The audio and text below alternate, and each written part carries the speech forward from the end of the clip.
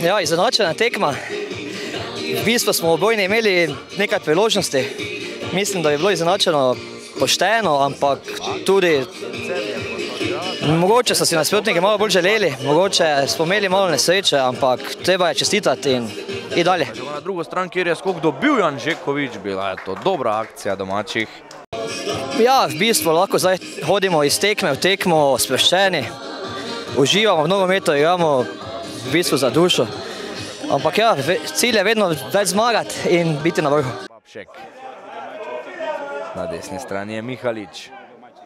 Mihalič žoge zdaj ni imel pod nadzorom, tako da ni uspel s podajo v kazenski prostor, je pa priboril zdaj žogo ob Šegoli, poslal žogo tam v sredino, kjer pa jo je v prazno mrežo poslal Aljaž Kovačič na veselje pristašev gostujoče ekipe, ki zdaj torej vodi z rezultatom 1-0. Ja, zadovoljni smo s temi pikami, bila je težka tekma, slab teren, tako da 3 pike ne vsemo domov, to je to.